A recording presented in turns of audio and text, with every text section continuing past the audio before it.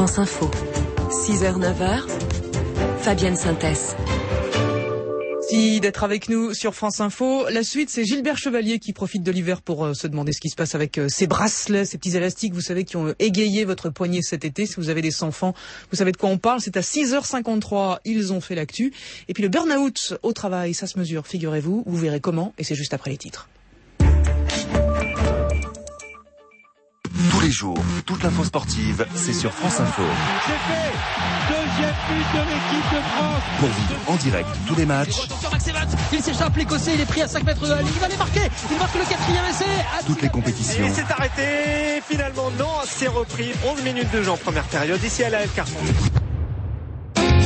Pour son ouverture au public, la Maison de la Radio à Paris vous invite les 14, 15 et 16 novembre. 3 jours de fête pour découvrir les nouveaux espaces rénovés. Concerts gratuits destinés aux plus petits comme aux plus grands. Soirées musicales exclusives. Émissions en public. Et même une soirée DJ set jusqu'au bout de la nuit. Tout le programme sur maisondelaradio.fr. Maisondelaradio.fr. Venez nombreux. France Info. Il est 6h presque 21 sur France Info. L'essentiel de cette matinée, Marie Bernardo. Le grand saut pour Philae, ce robot attaché à la sonde européenne Rosetta doit, si tout va bien, atterrir cet après-midi sur une comète à plus de 500 millions de kilomètres de la Terre.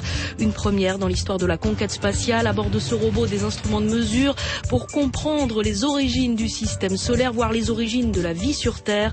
Les détails dans le prochain journal à 6h30. Vous entendrez aussi un témoignage exceptionnel, poignant, celui de Mahmoud. Il est syrien, réfugié au Liban, et il fait partie de ces réfugiés qui, poussés par la misère, en sont réduits à vendre leurs organes. Nouveau rapport qui accable la SNCF dans l'accident de Brétigny-sur-Orge en juillet 2013. Rapport que vous révèle France Info ce matin. Il dit que les moyens matériels et humains n'étaient pas suffisants. Par exemple, le nombre d'agents chargés de surveiller les voies dans la zone de Brétigny a été réduit de moitié en 12 ans. Ouverture cet après-midi du procès en appel de l'affaire des surirradiés d'Épinal. Ce sont les 2 médecins et le radiophysicien qui avaient fait appel. En première instance, ils avaient été condamnés à 1 an et demi de prison ferme. Et puis le Maroc n'organisera pas la Coupe d'Afrique des Nations de football. Les autorités africaines du football ont refusé de reporter la compétition et l'équipe marocaine est éliminée. France Info.